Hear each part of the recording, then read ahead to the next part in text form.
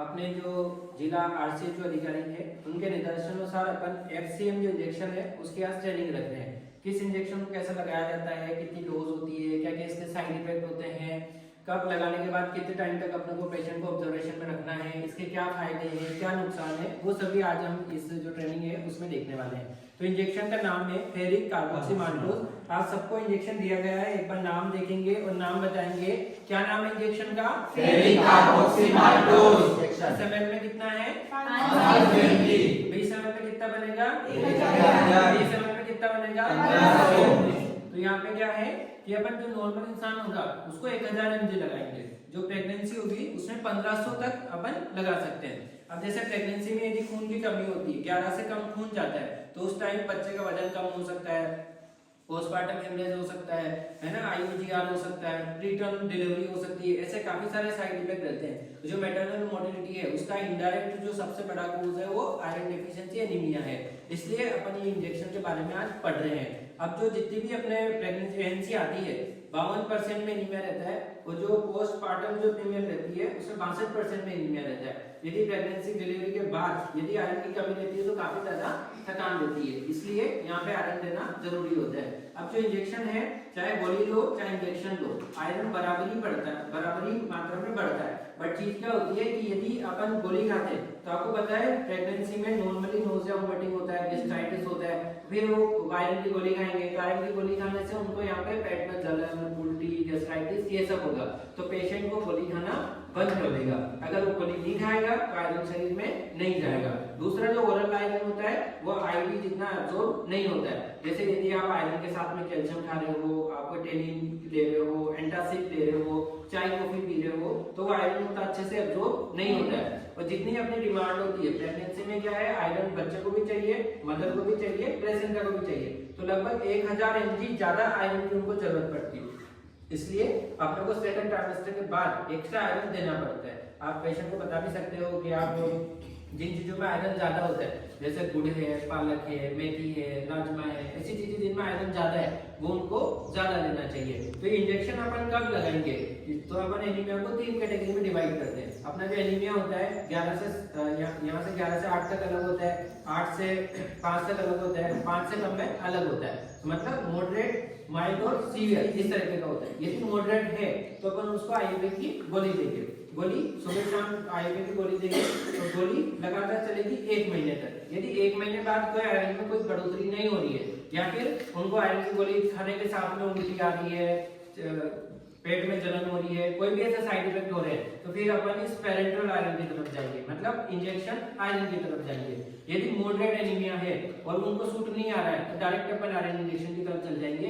यदि severe anaemia है, 5 से कम है, 7 से कम है, तो उनको आयरन इंजेक्शन के साथ में जो भी हायर हॉस्पिटल है जहाँ ब्लड चढ़ सकता है वहां के लिए अपने को रेफर भी करना है। अब ये इंजेक्शन को कैसे लगाना है, ये आपने देख लिया कि 10 ml में 500 mg है ना, तो ऐसे अपन 2 इनके एम्पूल लगाएंगे। तो इनको लगाने के लिए अपने पास 100 ml MS की बोतल होनी चाहिए। 100 ml MS में हम ये इंजेक्शन डालते हैं, ठीक है, और इसको 15 मिनट में इन्फ्यूज करते हैं। पहले जो आयरन सुक्रोज आता था उसको आधा घंटा लगता था, मतलब इतना स्लो लगाया जाता था, इसको आप 15 मिनट में खत्म कर सकते हो। मतलब इतना ही स्लो लगाना है, इससे ज्यादा फास्ट ये स्लो नहीं लगाना है, ठीक है। 15 मिनट में आप इसको खत्म कर सकते हो। सुक्रोज को अपन आधे घंटे में खत्म करते थे। सुक्रोज से रिएक्शन ज्यादा हो सकती थी, इससे जो एनाफिलैक्सिस वगैरह रिएक्शन है बहुत रेयर होती है। ये नहीं कह रहा हूं कि नहीं होती है, सारे आयरन इंजेक्शन से रिएक्शन हो सकती है, बट इससे जो रिएक्शन है कंपैरेटिवली कम होती है। अब एक चीज आती है टेस्ट डोज की। टेस्ट डोज में क्या करते हैं अपन, इंजेक्शन को थोड़ी सी जो मात्रा होती है उसको यहाँ पे इंट्राडर्मल लगाते हैं और देखते हैं कि उससे कोई रिएक्शन तो नहीं हुई, यहाँ कोई व्हील तो नहीं बना, दापट तो नहीं बना, लाल लाल तो नहीं हुआ। यदि ऐसा होता है तो रिएक्शन के चांसेस बढ़ते हैं। बट क्या है, यदि आपने ऐसा इंट्राडर्मल टेस्ट किया और उसमें कुछ नहीं आया, तब भी रिस्क है कि इससे एलर्जी हो सकती है, ये कोई गारंटी नहीं होती है। इसलिए इसके बारे में कहा है कि आपको टेस्ट डोज नहीं करनी है। यदि आप टेस्ट डोज करते हो उसमें कुछ नहीं आया तो आपको लगेगा कि अब कुछ नहीं हो सकता, तो आप उतने अलर्ट अवेयर नहीं रहोगे और फाइनली रिएक्शन हो जाएगी तो अपन इतने रेडी नहीं रहेंगे। तो इससे 2 चीजें, एक तो रिएक्शन इतनी होती नहीं है, दूसरा अगर ये लगा दिया और नॉर्मल आया तब भी रिएक्शन हो सकती है, इसलिए टेस्ट डोज करने का यहाँ पे कोई मतलब नहीं है। तो इसलिए इसके केस में अपन टेस्ट डोज नहीं करते। तीसरी चीज क्या है, अगर ये इंजेक्शन आप ऐसे लगाओगे यहाँ पर तो ये स्किन के नीचे जाएगा, ये पूरी जो चमड़ी है ना परमानेंटली ब्लैक पड़ जाएगी। तो पेशेंट ऐसा चाहेगा कि उसका ऐसा कलर बन जाए यहाँ पे, वो नहीं चाहेगा। तो ये भी एक चीज है, इसलिए भी अपन इसके टेस्ट डोज यहाँ पे नहीं करते हैं।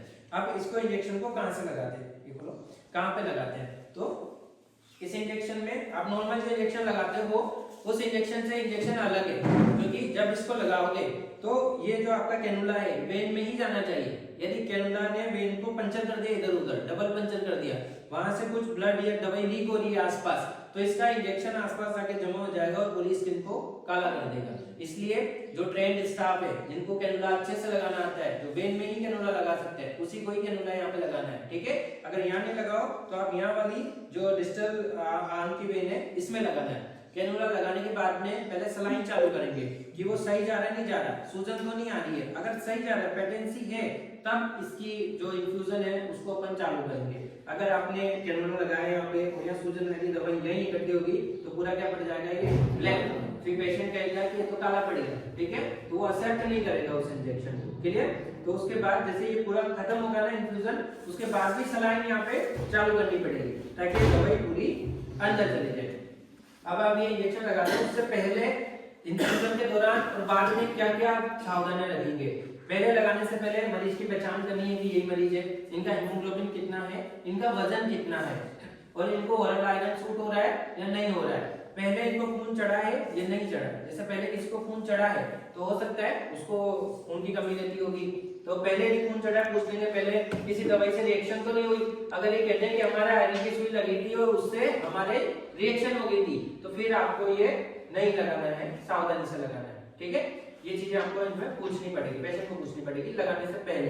इसके अलावा इनसे वर्बल और रिटर्न कंसेंट लेनी है कि आपको जो शरीर में चक्कर आते हैं, कमजोरी रहती है, सांस फूलती है, उसकी हमने जांच करा के देखी है कि हमारी जांच में आपके खून की कमी आई है, तो हम आपको ऐसा आयरन का इंजेक्शन लगा सकते हैं, लगाने जा रहे हैं, जिससे आपके आयरन की कमी दूर हो जाएगी। आपका खून बहुत तेजी से बढ़ेगा और आपको जो भी कमजोरी लग रही है, चक्कर आ रहे हैं, सांस फूल रही है, वो सही हो जाएगी। इसके अलावा एक और चीज, आने वाले 3 महीने तक आपको आयरन की गोली नहीं खानी पड़ेगी, क्योंकि जब ये आयरन 1000 mg अपन लगाएंगे तो इतना आयरन के शरीर में चल जाएगा कि आयरन इनके सीधे सीधे हड्डियों की जो बोन मैरो होती है ना, वहां जमा हो जाता है। तो बॉडी में जो आयरन का स्टोर होता है वो भी पूरा कर देता है और जो आयरन की डिमांड है वो भी पूरा कर देता है। तो आने वाले 3 महीने तक उस पेशेंट को आयरन की टैबलेट नहीं खानी पड़ेगी। कितनी बड़ी बात है कि 3 महीने तक उसको रोज गोली नहीं खानी पड़ेगी। जिस गोली से उसको पेट में जलन हो रही थी, उल्टी हो रही थी, कब्जी हो रही थी, इसका साइड इफेक्ट होता है कॉन्स्टिपेशन, डायरिया भी इसका साइड इफेक्ट होता है, ज्यादा कॉन्स्टिपेशन होता है। तो पेशेंट को वो गोली के साइड इफेक्ट नहीं होंगे तो पेशेंट इस बात के लिए एग्री करेगा, ठीक है। तो अपन ये इंजेक्शन कैसे समझा के, ये वर्बल कंसेंट ली है, फिर रिटर्न कंसेंट लेंगे, इनके सिग्नेचर करेंगे और जो भी इंजेक्शन है इस पे लिखा है कौन सा बैच नंबर है, क्या इसकी एक्सपायरी है, वो सब नोट करेंगे। नोट करने के बाद इसका 10 ml भरेंगे, 100 ml NS में डालेंगे, उसकी भी एक्सपायरी देखेंगे। फिर मैंने बताया कैनुला लगाएंगे, पिंक कलर का 20 गोज का कैनुला यहाँ पे लगेगा। उससे पहले आप ग्लव्स पहनेंगे, है ना, सेफ्टी प्रिकॉशन के साथ, हैंड वॉशिंग के साथ आप कैनुला लगाएंगे और उसको आप शुरू करेंगे। और जब ये चल रहा होगा इन्फ्यूजन, अगर ये प्रेगनेंसी है तो लगाने से पहले भी फीटल हार्ट साउंड सुनेंगे, ड्यूरिंग भी सुनेंगे, बाद में भी सुनेंगे। अगर ये चल रहा है हर 10 मिनट में अपन इनका पल्स, बीपी, SpO2 और सांस लेने की रेट और टेम्परेचर मेजर करेंगे, क्योंकि अगर ये इन्फ्यूजन ज्यादा फास्ट चला तो इनका बीपी बढ़ा सकता है। तो ये चीजें अपने को नोट करनी है। और जब ये इंजेक्शन पूरा हो जाएगा तो आपको 30 मिनट तक इनको रोक के रखना है। कितने मिनट तक रोक के रखना है? 30 मिनट तक। इनको बोलना है अगर आपकी चमड़ी में कोई भी खुजली चले, आपको सांस लेने में तकलीफ हो, घबराहट हो, है ना, गले में सूजन हो, तो हमें बताओ। 30 मिनट तक अपने को वहीं रोकना पड़ेगा। उसके बाद में इनकी छुट्टी करेंगे। जब इनको घर भेजेंगे तब भी इनको कहेंगे यदि आपको घबराहट हो, सांस लेने में दिक्कत हो, उल्टी हो, चमड़ी पर काले निशान हो, कुछ भी खुजली हो, तो हमें वापस आके दिखाना। और जो पेशेंट की काउंसलिंग कर रहे हैं उसमें अपने को बोलना है कि आपको जो कमजोरी है, सांस लेने में तकलीफ हो रही है, चक्कर आ रहे हैं, उसके लिए उसमें आयरन की कमी है, ये इंजेक्शन हम लगाने वाले हैं। इसके लिए आपको भर्ती होने की जरूरत नहीं है, हम यहीं पर आपको इंजेक्शन लगाएंगे बेड पर। 30 मिनट में आपका इसके बाद में रखेंगे इंजेक्शन लगाने के बाद में, फिर आपकी छुट्टी कर देंगे। 3 महीने तक आपको आयरन की गोली नहीं खानी पड़ेगी। यहाँ से जाने के बाद आपको चक्कर आए, उल्टी आए, चमड़े पे कोई निशान हो, घबराहट हो तो हमें वापस आके दिखा देना। ये चीज यहाँ पे रहेगी। अब ये इंजेक्शन जैसे अपन ने इनके लगा दिया तो अपन 1 महीने बाद इनका वापस से हीमोग्लोबिन चेक करेंगे। वैसे तो इनका हीमोग्लोबिन 1 सप्ताह के अंदर ही बढ़ना शुरू हो जाता है, तो 1 महीने के बाद में 3 ग्राम इनका खून बढ़ जाता है। कितना ग्राम बढ़ता है? 3 ग्राम। और यदि 3 नहीं बढ़ता है, 1 से कम बढ़ता है, तो मतलब आयरन की कमी नहीं थी, फिर कोई दूसरा एनीमिया था। तो अपने को शुरू में इनसे फैमिली हिस्ट्री भी लेनी थी कि आपके परिवार में किसी को थैलेसीमिया, सिकल सेल एनीमिया, ये खून की कोई आनुवंशिक बीमारी है क्या, ठीक है, तो ये बताएंगे है या नहीं है। यदि है तो फिर वो चीज भी हो सकती है। तो यदि 1 ग्राम से कम खून बढ़ रहा है तो फिर अपने को क्या करना पड़ेगा, इनको फिजिशियन के पास भेजना पड़ेगा कि इनके खून की जांच कराओ, इनकी स्लाइड बनाओ, है ना, कहीं इनको सिकल सेल एनीमिया, थैलेसीमिया तो नहीं है। अगर कम बढ़ रहा है तो दूसरे कारण सोचने पड़ेंगे। अभी इंजेक्शन कब नहीं लगाएंगे, कोई बताएगा कब नहीं लगाएंगे? अभी बताया, पहले जब इंजेक्शन लगा था तो उससे एलर्जी एनाफिलेक्सिस हुआ था, ठीक है। दूसरा, अगर इनके शरीर में पहले से ही आयरन ज्यादा है, मान लो थैलेसीमिया में आयरन बहुत होता है, आयरन ओवरलोड होता है, तो थैलेसीमिया, सिकल सेल एनीमिया में नहीं लगाएंगे। इसके अलावा क्या चीज है, इनका लीवर खराब है तो नहीं लगाएंगे, लीवर क्योंकि इसको मेटाबोलाइज करेगा, लीवर खराब है तो अपन ये इंजेक्शन यहाँ पे नहीं लगाएंगे। तो लीवर की बीमारी में नहीं लगाते हैं। बाकी अपन पहले एलर्जी हो तो नहीं लगाते हैं, सिकल सेल एनीमिया, थैलेसीमिया तो नहीं लगाते हैं। एक जांच होती है सीरम फेरेटिन। फेरेटिन क्या करता है, आयरन को स्टोर करता है। यदि फेरेटिन ज्यादा है तो पहले आयरन ज्यादा है, किसी का फेरेटिन कराया ज्यादा आ रहा है तो भी अपने को इंजेक्शन ये नहीं लगाना है। बाकी जैसे कोई ओल्ड एज का है, शुरुआती प्रेगनेंसी है, आप फास्ट इंजेक्शन दे रहे हो तो उस कंडीशन में एलर्जी के चांसेस बढ़ सकते हैं। अब इस दवाई से जो रिएक्शन होती है ना, वो 3 तरह की होती है। एक तो माइल्ड रिएक्शन, ये कहेंगे मुझे गर्मी लग रही है, कुछ ही घबरा रहा है, तो माइल्ड रिएक्शन है। अपन इन्फ्यूजन को बंद कर देंगे, थोड़ा इनको आराम से बैठाएंगे, इनका बीपी पल्स वाइटल लेंगे और अब अपन जो 15 मिनट में इंजेक्शन लगा रहे थे उसको आधा घंटे में लगाएंगे, स्लो कर देंगे, ठीक है। इसके अलावा अपन क्या करेंगे, कुछ केस में ऐसा हो सकता है कि इनके चमड़े पर कुछ निशान निकलने लग जाए, इनको खुजली चलने लग जाए, तो वो मॉडरेट, उस कंडीशन में अपने पास इंजेक्शन हाइड्रोकोर्टिसोन इंजेक्शन एविल आता है, ये भर के ही रखने पहले से, वो लगा देने हैं, इन्फ्यूजन बंद कर देना है और फिर स्लो चालू करना है। एक और चीज हो सकती है कि इनका बीपी अचानक से कम हो जाए, है ना, इनके शरीर पर ऐसे खुजली वाले दापट बन जाए, है ना, इनको ऐसे सांस लेने में ऐसे वीजिंग आने लग जाए, यहाँ गले में सूजन आ जाए, तो मतलब एनाफिलेक्सिस मतलब 2 सिस्टम इन्वॉल्व हो गए, हार्ट वाला सिस्टम, फेफड़ों वाला सिस्टम, कोई भी 2 सिस्टम, या फिर चमड़ी वाला सिस्टम या पेट वाला सिस्टम।